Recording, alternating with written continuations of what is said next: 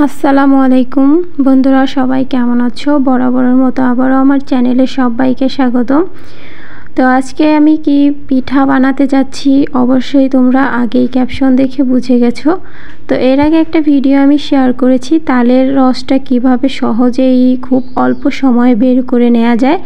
তো আজকে দেখাবো তাল দিয়ে এত সুন্দর পিঠা বানানো যায়।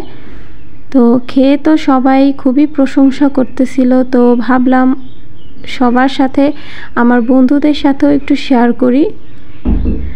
তো আজকে ভিডিওটি দেখার পর আশা করি সবার কাছে ভালো লাগবে।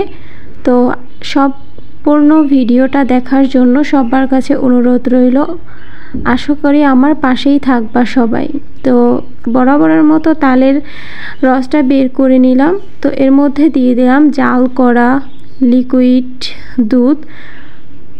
এর মধ্যে তোমরা গুঁড়া দুধও ব্যবহার করতে পারবা। গুঁড়া দুধ আমার কাছে ছিল না, যার কারণে আমি লিকুইড দুধটাই ব্যবহার করেছি। আগে জাল করে নিয়েছি, জাল করে ঠান্ডা করে তারপরে এর মধ্যে দিয়েছি। তো সামান্য পরিমাণে লবণ আর দিয়ে দিলাম 4 থেকে 5 চামচ চিনি। চিনিটা অবশ্য এতটা বেশি পরিমাণে দেওয়া প্রয়োজন হয়নি, কারণ হচ্ছে তালের রসটা এমনিতেই অনেক মিষ্টি ছিল, অনেক ভালো, যার কারণে চিনির পরিমাণটা বেশি লাগেনি। তো যার যার পছন্দ অনুযায়ী মিষ্টিটা দিয়ে দিবা। অনেকে মিষ্টি খেতে বেশি পছন্দ করো, অনেকে কম খেতে পছন্দ করো, তো এরকমভাবেই দিয়ে দিবা। তো এই পর্যায়ে এর মধ্যে দিয়ে দিলাম 2 কাপ পরিমাণ আটা। আটাটা আমি আমার তালের যেই রসটা ছিল এই পরিমাণ অনুযায়ী দিয়ে দিব, দেখব যে কতটা লাগে। তো আটাটা দিয়ে দিয়েছি এর মধ্যে। আটাটা দিয়ে দেওয়ার পর এখন আমি এই তালের রসের সাথে আটা দেওয়ার পরে ভালোভাবে হাত দিয়ে একটা ডো তৈরি করে নিব, সফট এবং একটু নরম যাতে হয় সেইভাবে। তো হাত দিয়ে কিভাবে করে নিচ্ছি অবশ্যই দেখতে পাচ্ছ। এভাবে আমি অল্প অল্প যতটুকু আটা লাগছে অল্প অল্প দিয়ে তারপরে হাত দিয়ে ভালোভাবে মাখিয়ে নিচ্ছি। তো দেখতেই পাচ্ছ কিভাবে করছি, একদম সহজ, কোনো ঝামেলা ছাড়াই তালের রস দিয়ে এইভাবে পিঠা বানিয়ে খাওয়া যায়। নরম তুলতুলে অবশ্যই হতেই হবে।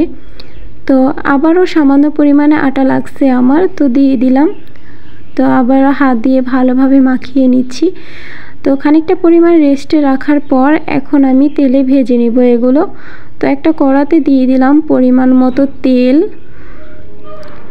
তেলটা একটু হালকা আঁচে রাখবো, চুলার উপরে রেখে 2 মিনিট রাখার পর এখন এর মধ্যে একটা একটা করে আমি পিঠা দিয়ে দিব। পিঠার শেপে গোল গোল করে হাত দিয়েই দিয়ে দিয়েছি। তো এগুলো দিয়ে দেওয়ার পর এক পাশে একটু কালার আসা অবধি আমি এগুলোকে উল্টিয়ে পাল্টিয়ে ভালোভাবে ভেজে নিয়েছি।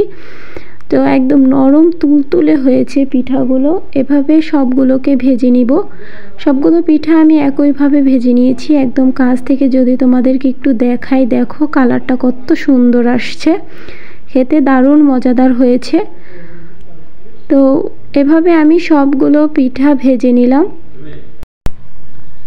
সবগুলো পিঠা ভেজে নেবার পর এখন এগুলোকে নামিয়ে নিলাম। তো দেখতেই পাচ্ছ কালারটা কত সুন্দর আসছে, খেতেও দারুণ মজাদার হয়েছে। তো আশা করি এই ভিডিওটি দেখার পর সবার কাছে ভালো লাগবে। তো আমার ভিডিওটি যদি সবার কাছে ভালো লেগে থাকে অবশ্যই লাইক কমেন্ট করে দেবা। তো আজকের মতো এই পর্যন্তই, আর ভিডিওটা বাড়াবো না। তো সবাই ভালো থাকবে। আল্লাহ হাফেজ।